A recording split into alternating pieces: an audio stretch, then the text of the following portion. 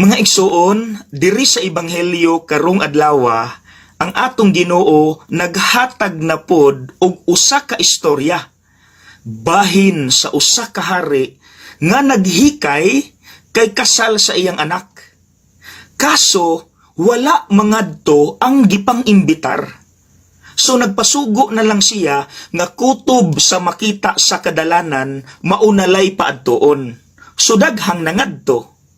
Karon, pagsuroy niya sa venue, na amay usa ka tawo nga wala magsuot og attire nga pangkasal.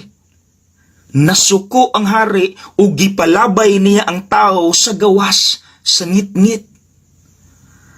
Mga igsuon, unsa may pasabot ani?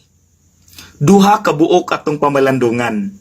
Number 1, ang pinakamabaw nga sumpay pariha kaayo sa ebanghelyo karon. Nga kung musimba gani ta, dapat sundo nato ang sakto nga dress code nga pangsimba. Wala ta mitambong og parte aron magpinapuok og shorts ug mag-spaghetti. Well, makaampo man ta bisan pag unsay atong suoton, wala man ay problema. Pero dili na para nato, para nas nagtan-aw nato. Dili na sila ka-focus, makasala na hinuon sila tungod nato. Okay? Ikaduha, ang pinakalalom. Bisan pag-unsay atong suoton, ang pangutana, ang imong huna-huna, naaba sa misa. Kidaghan manggod nato, physically present na as misa ni simba, pero mentally absent. Kay ang una-huna, tuan na sa asa ko mulaag, asa ko mulakaw human sa akong pagsimba. Mga igsuon, kung naagani ta sulod sa ato ang pagsimba, ang tibuok natong huna-huna naa sulod sa misa. Okay? Pero,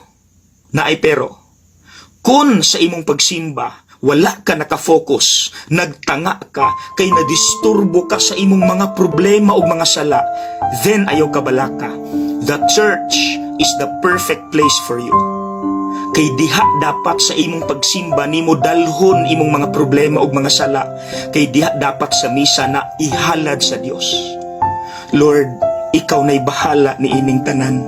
Nag-struggle ko. I trust in you. Amen.